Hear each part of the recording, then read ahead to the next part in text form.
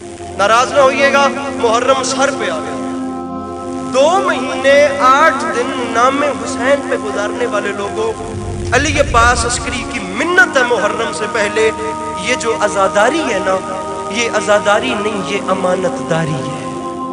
इसे वैसे निभाना जैसे सैयद शुहदा ने आज़ादारी, जैसे इमाम सज्जाद ने आज़ादारी, जैसे इमाम बाक़िर अलैहिस्सलाम ने आज़ादारी। इसे अपनी मर्जी से ना करो, मौला हुसैन की आज़ादारी तुम्हारे लिए एक अमानत है। कोशिश करना 2 महीने 8 दिन इसमें खयानत ना हो। ये जनाब सैयदा की एक अमानत तुम तक पहुंची। और इस आज़ादारी की तरतीब अली की दुखी बेटी ने शाम के जिंदान में भी खराब नहीं होने। मुहर्रम सर पे है, पूरी मजलिस भूल जाना, खुदा का वास्ता ये ना अपने आप ਨੂੰ खुदा को ਦਿਓ। एक बारी अपने आप ਨੂੰ बंदा जिब हो वंजे इमाम हुसैन दी राह च इंज डुब वंजे ना। मैं मिंबर पे गुजारिश करता हूँ, मेरे इमाम से सवाल किया गया था, मौला कैसे पता चलेगा नमाज कबूल हुई है कि नहीं हुई? पढ़ तो रहे हैं। सरकार ने फरमाया था पढ़ने के बाद देख लेना, अगर पहले और बाद की जिंदगी एक जैसी है तो पढ़ने का फायदा ही कोई नहीं। नमाज कबूल ही तब होती है जब नमाज पढ़ने के बाद और पहले की जिंदगी में फर्क महसूस हो। मजलिस से उठने के बाद हमें अपनी जिंदगी में कोई चेंजिंग महसूस हो ना, तो समझ लेना तेरा आंसू दरबार ज़हरा में कबूल हो चुका।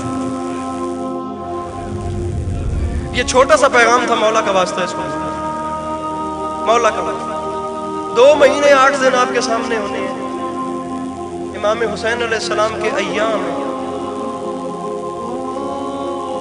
असी सारे इत्थे इमाम हुसैन अलैहिस्सलाम रोमन आए बैठे हैं। मैं मिंबर पे आता पाया, हम सब लोग, मुझसे लेकर आप तक, हम सारे इमाम हुसैन अलैहिस्सलाम को रोने के लिए इतने लोग हैं कि हम धड़ल्ले से इमाम हुसैन के घर में बैठे हैं।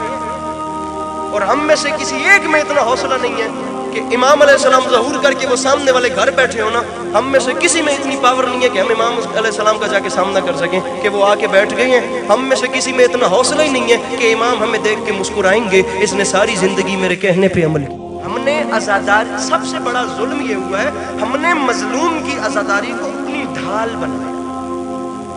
हमें ये नहीं करना चाहिए।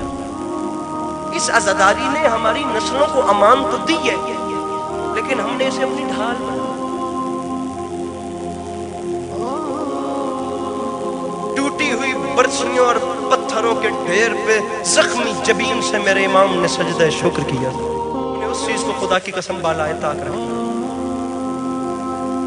कि भला अज़हर हसन ज़ैदी साहब का जुमला मेरे लबों पे आ गया। मिंबर इसके बाद मैं छोड़ के जा रहा हूँ, पता नहीं कितना कितना मैंने मजमून शुरू किया है और किस किस को मैंने मुकम्मल किए बगैर अपने मसाइब के दौरान अभी तक मैं ख़त्म कर चुका हूँ। बात पूरी नहीं कर सका।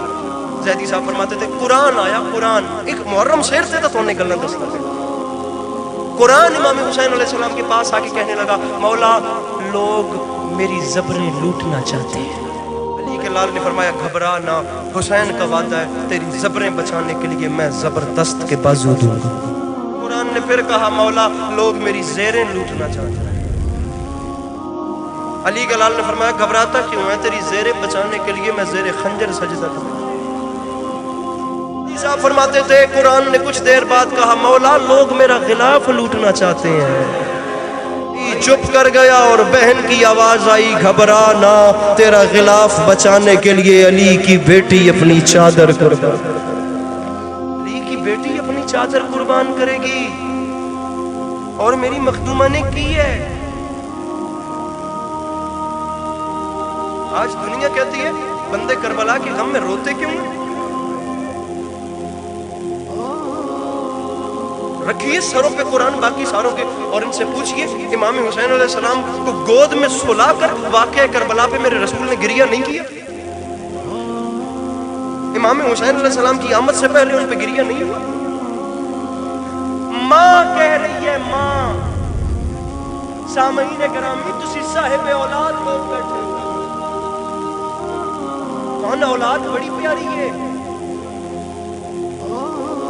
एक बारी तो ये देखो एक शहजादा हाली दुनिया च तशरीफ नहीं ले आया ज़ाहिरन, और उनकी वालिदा अपने बाबा से फरमा रही है बाबा मैं माँ हूं, मेरा जिगर बर्दाश्त नहीं करता بابا میں مر جاتی ہوں، بابا کبھی کبھی مجھے حجاب سے آواز آتی ہے اماں میں تیرا پیاسا بیٹا ہوں، بابا کبھی آواز آتی ہے یا اماں ہو ادبنوں کی اریان، اماں میں تیرا بے کفن بیٹا ہوں۔